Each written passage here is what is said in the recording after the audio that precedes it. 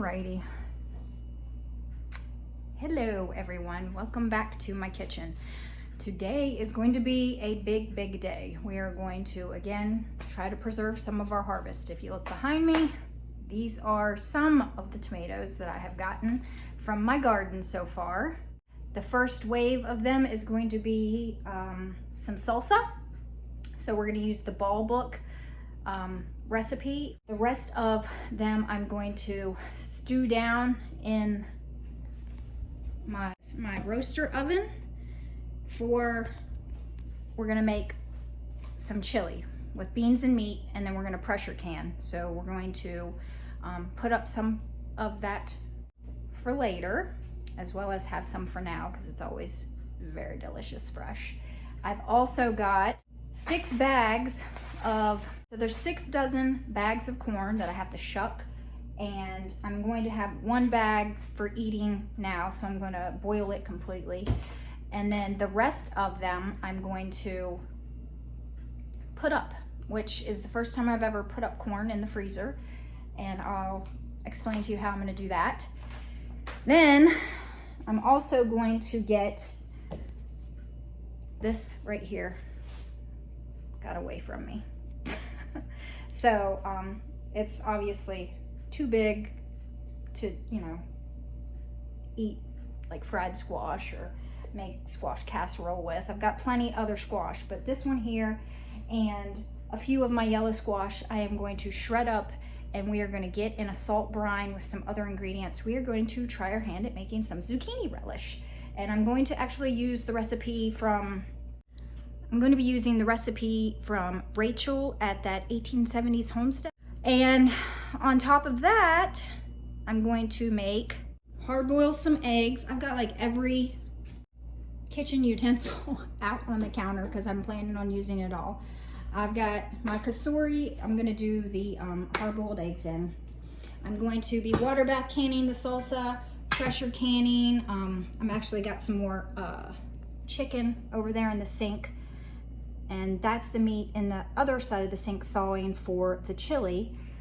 But I'm going to be canning up some more ugly chicken, and I'm also going, this is for the chili, for roasting the tomatoes, but the hard-boiled eggs are going to be for pickled eggs. I love pickled eggs. Everyone else in my family isn't a huge fan, but they're delicious and I love them, and I haven't had any in a couple of months, so I'm going to make up a batch of those. Is there anything else I'm doing? I think that's everything. Let's hope I can get all this done. All right, so I've got a couple of cups of water in the bottom of it. And I'm gonna add the eggs in. This is the best way I have found to make hard-boiled eggs with the peel just comes off so easily. So 12 eggs are going to be for the pickled eggs, and then the rest are going to be for fresh eating. And then we're going to close the top. We're going to make sure that the thing is sealed. And then for hard-boiled eggs, I believe it's steamed vegetables. So it's all pressure for 7 minutes and get it started. So it takes a few minutes, so it's not actually 7 minutes total. It takes a little bit of time for it to build up the pressure. So we wait for that, and then 7 minutes, I'll take these out of here and put them in an ice bath. Okay, so the eggs are done, so I'm going to get them out of here and put them in an ice bath. This also helps with getting the shell off easier. This one here cracked, so that's going to be one that we eat right away. Now when you pickle eggs, you want them to be in good shape. You don't want, like if you've ever peeled eggs and the peeling won't come off without taking the egg with it, those are not the kind of eggs that you want to pickle. You want them to be nice and whole. So this is the best way to ensure that you get the shells off, and they come off like in pretty much one piece this way. We'll leave them in the ice bath for a minute, And let me tell you what I figured out what I was gonna do. So Rachel's recipe for the zucchini relish calls for 4 cups of onions. And since I've never tried the recipe before, I think I have decided to have it just in case. And then these are the onions that are going to be for the salsa. I think I have enough. If not, I can run it back out to the garden and grab a couple more. But then I found these frozen onions that I chopped up from last year's harvest. And I'll use those for the chili. I do have to go back out to the garden and get some more peppers, because there's going to be peppers in the chili and peppers in the zucchini relish and peppers in the salsa. So I'm going to need more peppers. So I just went out and harvested some more onions and peppers. I got banana peppers in here. I've got some white peppers. I have a corbachi sweet that's like almost ready to turn red, but not quite red. And then I've got some more onions, but this is the first time I used my roux apron, and I just wanted to show you. It's great. I love it. Pretty cool. It's got this like slick material here, so it'd be easy to clean. So I've got my 2 cups of onions in this bowl. Then I'm gonna add 1 cup of diced bell peppers, banana peppers, whatever kind of sweet peppers you wanna use. And then I've got 3 cloves of finely minced garlic I'm gonna add, as well as the recipe calls for 8 jalapenos. We're not a huge fan of heat, so I've just got 4 of my smaller jalapenos and I have seeded it. And then it says for a 1/2 cup of loosely packed cilantro, and then a 1/2 teaspoon of ground cumin. So there's 1 and 2. Need to add in a can of, it says 5.5 ounces, but this is 6 ounces, so that'll do, of tomato paste, and then 3/4 a cup of white vinegar, and then 7 cups of tomatoes. So I'm gonna get going with the tomatoes before I get everything into a pot. Okay, it's actually gonna be for scraps for the tops of the tomatoes. And I'm just going to, for the salsa, it says coarsely chopped tomatoes, so however you want to chop them. Take the bottom off. Chickens will love the scraps. Now, as I chop up, I just use whatever kind of tomatoes I have. I'll use cherry tomatoes in my salsa. I will use slicers, whatever I have. That's what I'm chopping up. It goes in everything. But as I'm chopping them up, I'm also going to try to remove some of the gel and some of the seeds. Let me get my 2 cups, because I'll measure this out for the salsa as I go. It's a 2-cup measure, so I'm going to need 3 of these and then a 1/2 of one. And I like my salsa chunky. My husband, not so much. He likes picante, which is where it's like pureed. So I'm going to try to meet him in the middle. Out some of the seeds and the juice. And I'll do this for all of the tomatoes. I don't mind there being some seeds, and I don't mind there being skin. So here I'm just cleaning up the tomatoes, making sure I get off any bad spots. Again, squeezing out some of the gel and the seeds. And I'm just getting the amount of chopped up tomatoes that I need for the salsa. Okay, so last cup. This makes 7 into the bowl. Next is getting the canner ready. I'm going to get the jars in the canner with some hot water. So I needed to clean up my workspace a little bit and move all these jars. So as I'm heating up the jars, I am going to get the salsa in the pot with the tomato paste and the vinegar, and you're to cook that for 30 minutes until it thickens a bit. After that's done, you jar it up. You're going to leave a 1/2 inch of head space, and then you're processing it in the water bath canner for 20 minutes.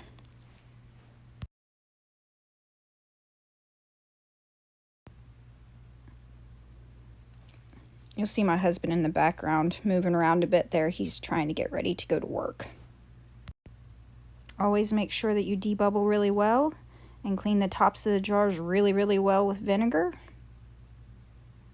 Add the lids and the rings, fingertip tight.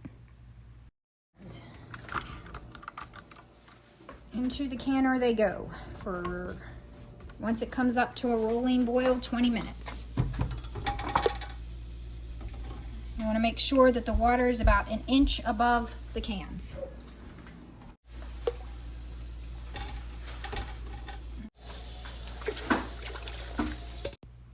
While we wait for that to finish, we're going to work on peeling the eggs for the pickled eggs. Look how easily.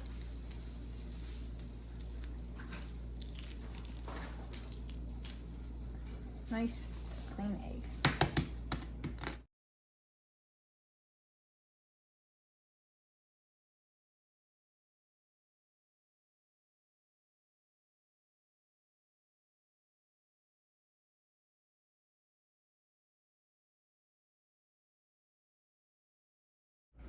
Okay, so for the brine for the pickled eggs, you need 2 cups of vinegar, and I'm just using white distilled. 3 cans of beets. I'm going to use 2 cans of whole beets and a can of sliced beets, and you need 2 cups of sugar. 1 cup. 2 cups of sugar, and then we'll get our beets in here.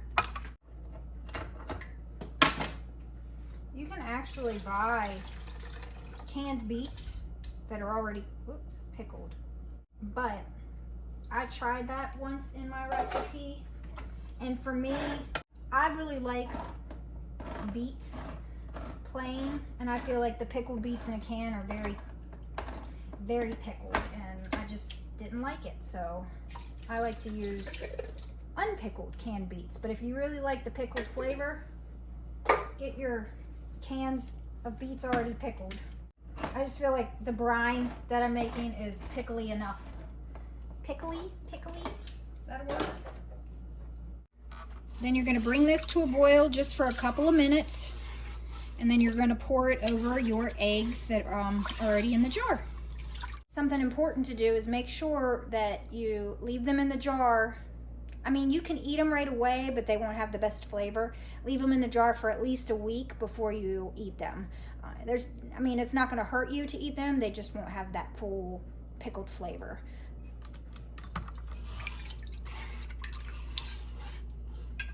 Oh, I guess I need to turn the burner on. That helps. Let's get our eggs over here ready. Okay, so this had boiled for about 5 minutes, then I took it off, and I've been letting it sit here for probably another 5 to 10 minutes, and it's cooled down a little bit. So we'll go ahead and first we'll get all the beets in there.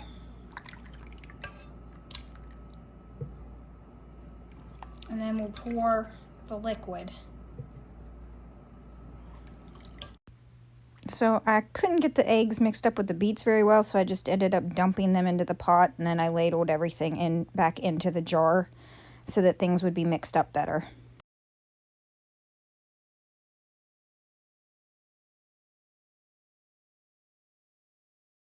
So I'm over here sitting on the floor shucking the corn.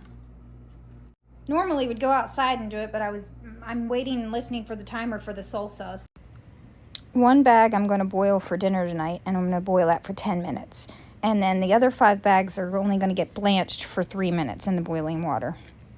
And a little trick I like to do is to the boiling water, I add a little bit of butter and a little bit of heavy cream.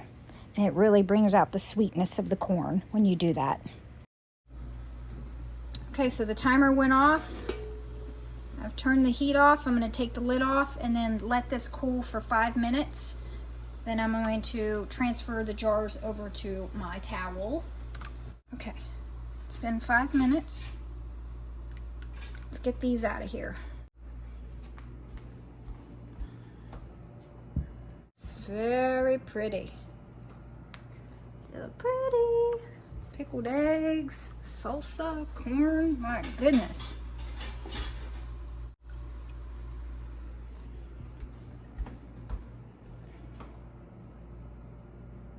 Okay, I'm just gonna leave those sit. Now, this should be done in just a few minutes. Back to shucking some corn.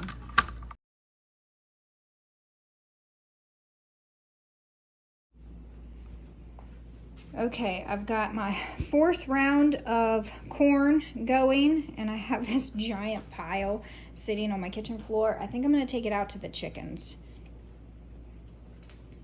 Make more room for the last 2 bags.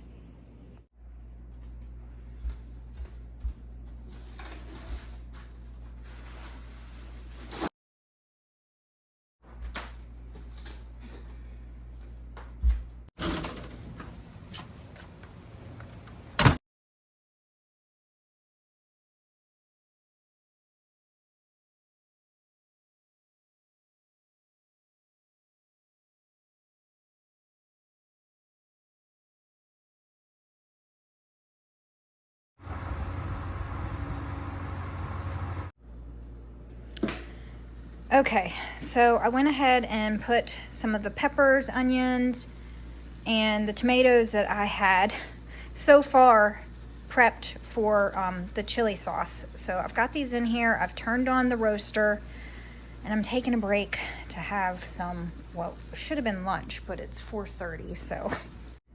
Once I've eaten, I'm gonna come back out here. I need to get the zucchini shredded and get the ingredients for the zucchini relish, because it needs to soak overnight in some salt and like a salt brine, because it helps it sucks all the liquid, the extra liquid out of the vegetables.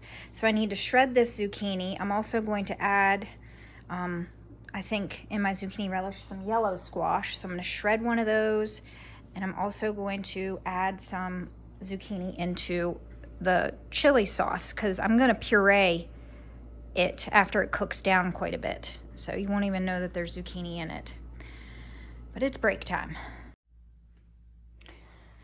Okay, break is over, and I have got what's needed in the bowl for the zucchini relish. It doesn't really look like a lot. It's a new recipe, and I don't have enough onions for the whole batch, so I'm gonna stick with doing half a batch. And this is what's left of that big zucchini, and I'm gonna put this into the roaster here with the tomatoes and roast this down into the chili.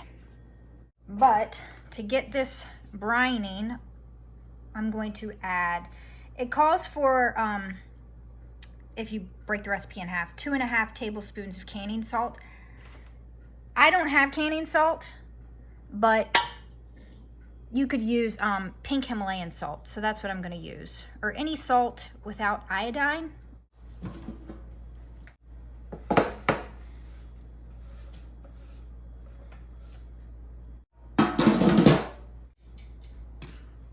All right, so this is 2 tablespoon measuring. I'm just gonna sprinkle that, 2.5.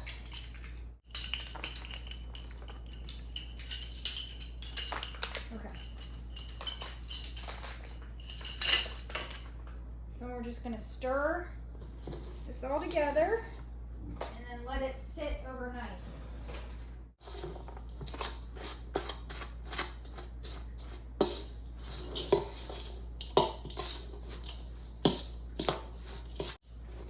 I may end up putting this in the fridge later on, but for now I'm just gonna leave it sit.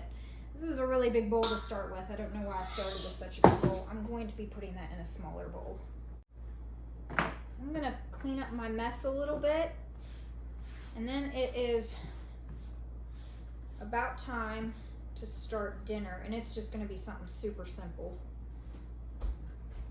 Getting a little help for dinner tonight. I am just going to cook up these 2 boxes of this pasta, and then I have some of my canned chicken from last summer, and I'm just gonna break some of this up and toss it in with the noodles, and then we also have corn on the cob, and that's gonna be dinner. All right, dinner is made. That is the 2 boxes of noodles. It was garlic and herb, I believe. And then my home canned chicken. And then with the leftovers, there was still some chicken left over. I just made a quick batch of chicken salad. Now normally I would add celery and fresh grapes to this, but I don't have either. So it's just got the chicken, golden raisins, craisins, walnuts, some sliced almonds, and it's pretty good. Mayo with a tiny bit of sugar.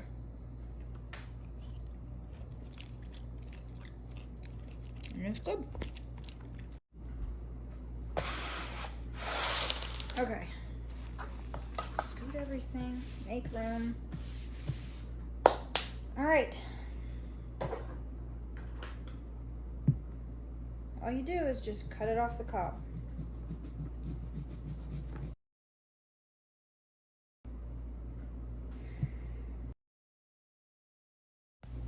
Now I'm just placing the desired amount that I want in each bag. I might do 7 ears. We should do 7 ears. So I ended up doing actually 8 ears of corn per bag. Okay, so I'm just gonna keep doing that. And then I'm gonna put them in the freezer flat like I do my zucchini. Okay, so I ended up with 8 bags of corn. I'm gonna give the cob to the chickens. And I've got 2 more bags here, but I'm gonna separate them up. I'm not gonna give them all at once. The beets have cooled down, so I'm gonna take them downstairs, put them in the freezer, in the fridge. And I'm going to I gotta put away this corn in our fridge. And I'm gonna spend the rest of the evening cleaning up the kitchen and getting the rest of those tomatoes in the roaster here. A little trick I wanted to show you is how to get the air out of your bags.